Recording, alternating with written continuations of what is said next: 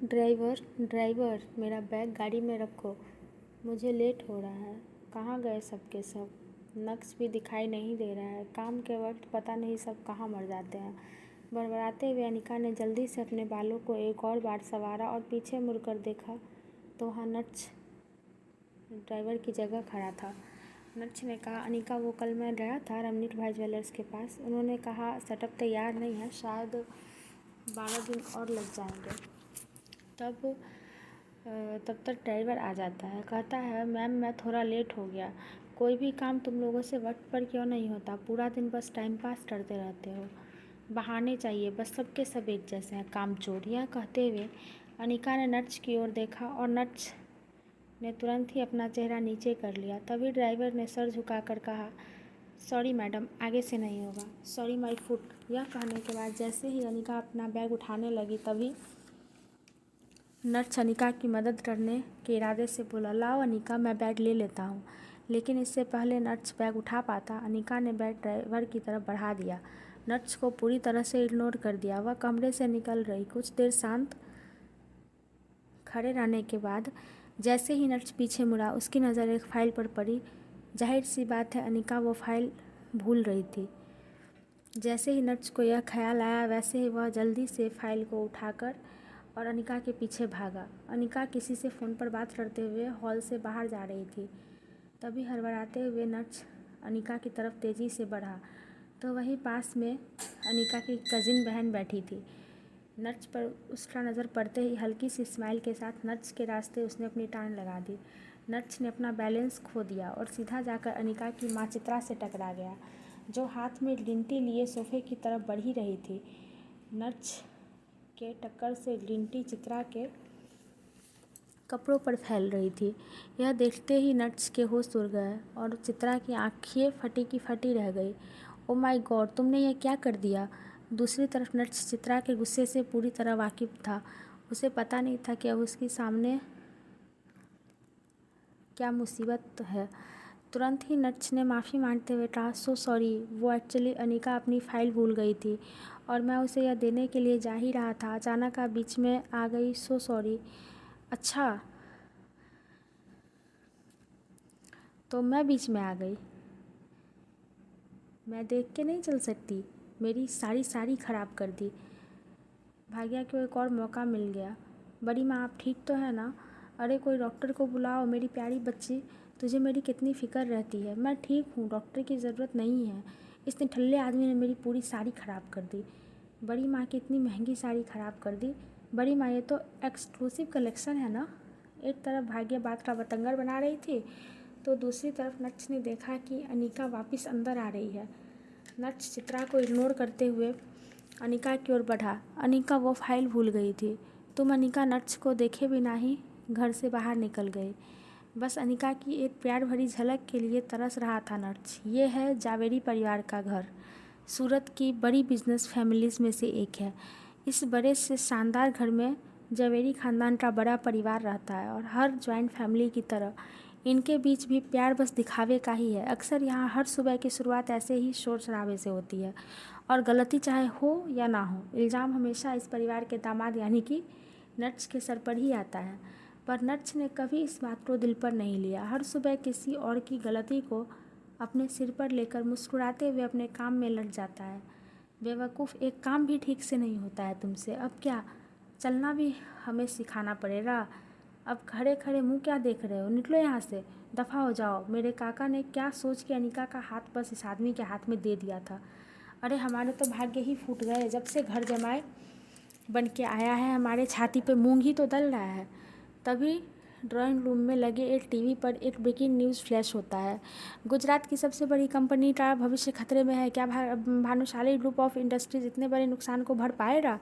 अब कौन संभालेगा भानुशाली ग्रुप की बागडोर? जानने के लिए बने रहिए हमारे साथ।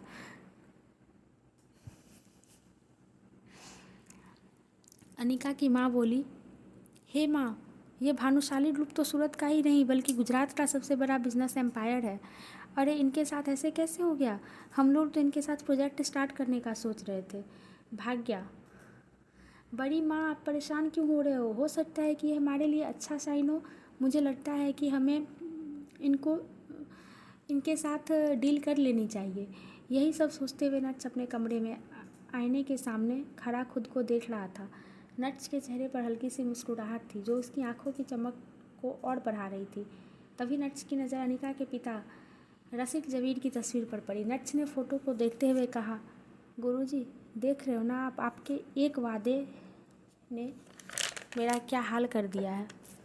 मेरे साथ इस घर में क्या क्या हो रहा है। आपने तो बाप का फ़र्ज़ निभा दिया, अनिका का हाथ मेरे हाथ में देकर, लेकिन अब झेलना मुझे पड़ रहा है। खैर मैं भी ठीक ही हूँ, हार नहीं मानूंगा। आपकी बीवी चित्रा, उसको तो मैं हंसते हंसते सह लूँगा, और मेरा मकसद है आपकी बेटी अनिका के दिल में अपने लिए जगह बनाना। आप फिक्र मत कीजिए, एक ना एक दिन अनिका के दिल में अपने लिए जगह बना ही लूँगा, ये मेरा वादा है आपसे। एक तरफ नट्स अपने गुरुजी से बात करने में लगा था तो दूसरी तरफ नट्स का मोबाइल, जो बेड पर साइलेंट मोड पर था, लगातार वाइब्रेट कर रहा था। मगर नट्स तो अपने ही ख्यालों में गुम था, इसलिए उसका ध्यान ही नहीं गया। इसलिए वह बाथरूम में शावर लेने चला गया, इस बात से अनजान था कि उसके फ़ोन पर किसका कॉल आ रहा है। लेकिन यकीन मानिए वो कॉल नट्स की पूरी ज़िंदगी बदलने वाला था।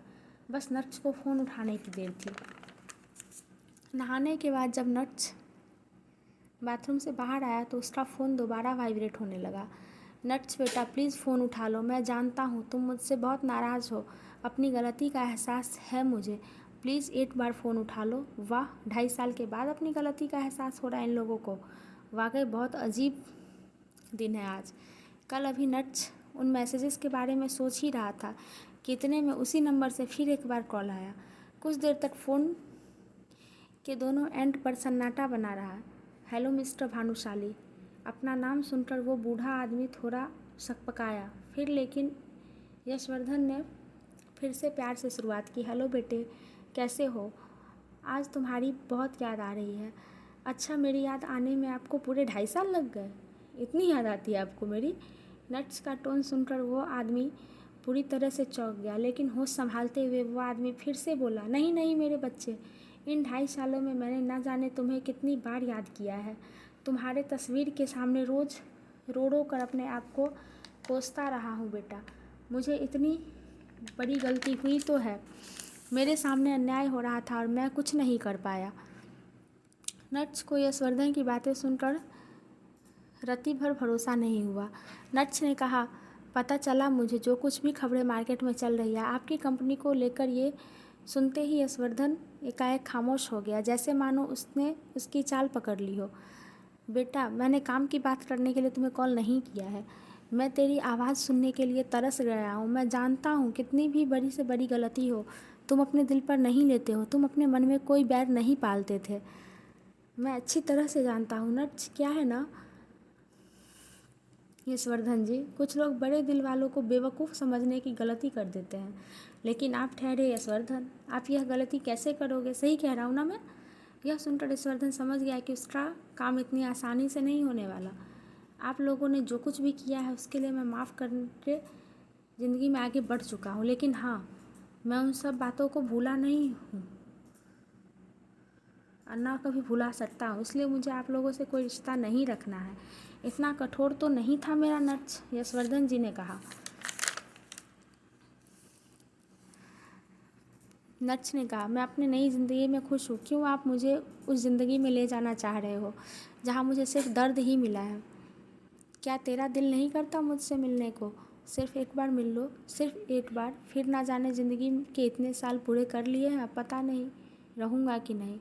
यशवर्धन बहुत अच्छे से जानते थे कि नट्स चाहे अपना दिल जितना भी सख्त कर ले, लेकिन इस बात पर वो पिघल ही जाएगा। नट्स स्ट्रॉन्ग हेडेड था पर निर्दयी नहीं था। बार बस आखिरी बार बस आखिरी बार की बात सुनकर जैसे यशवर्धन की उम्मीद दोबारा जाग उठी। मैं कल तेरी फेवरेट डिश बना के रखूँगा, उस सब की कोई ज़रूरत नहीं है। हम लोग घर पर नहीं मिलेंगे, हम लोग ऑफिस में मिलेंगे बिना ताम झाम के। वैसे तो यशवर्धन को नट्स का अंदाज़ पसंद नहीं था, लेकिन अभी यशवर्धन को नट्स की बहुत ज़रूरत थी और यही वजह थी कि नट्स की सारी बातें मान रहे थे। मुझे पता है भानुशाली ग्रुप ऑफ इंडस्ट्रीज़ खतरे में है, मैं पहुंच जाऊंगा। मुझे पता है कि भानुशाली इंडस्ट्रीज़ का ऑफिस कहाँ है। 2.5 साल में कभी यशवर्धन ने नट्स को कांटेक्ट नहीं किया था। 2.5 साल से नर्स भानुशाली ग्रुप से भी बाहर था। तो अब जब भानुशाली ग्रुप डूब रहा है तो यशवर्धन को नर्स की याद क्यों आ रही थी, ये सोच सोच कर नर्स और तभी ज़्यादा कंफ्यूज हो रहा था। तुरंत ही नर्स ने अपना लैपटॉप बाहर निकाला और इंटरनेट की हेल्प लेते हुए भानुशाली ग्रुप में चल रही हलचल जानने की कोशिश की। ऐसे तो नर्स के हाथ में भानुशाली ग्रुप को लेकर कुछ हाथ नहीं आया, लेकिन उसके हाथ में ऐसा कुछ आ गया जिसे देखने के बाद नर्स की आंखों की चमक 4 गुना बढ़ गई थी। यह ज़ोर ज़ोर से हंसते हुए नर्स बिस्तर के ऊपर उठकर पागलों की तरह नाचने लगा था। वो भूल गया था कि ये घर उसका नहीं है, वो तो बस इस घर का घर जमाई है। इस पागल को क्या हो गया है? इसके ऊपर कोई माता वाता तो नहीं आ गई है? इसके ऊपर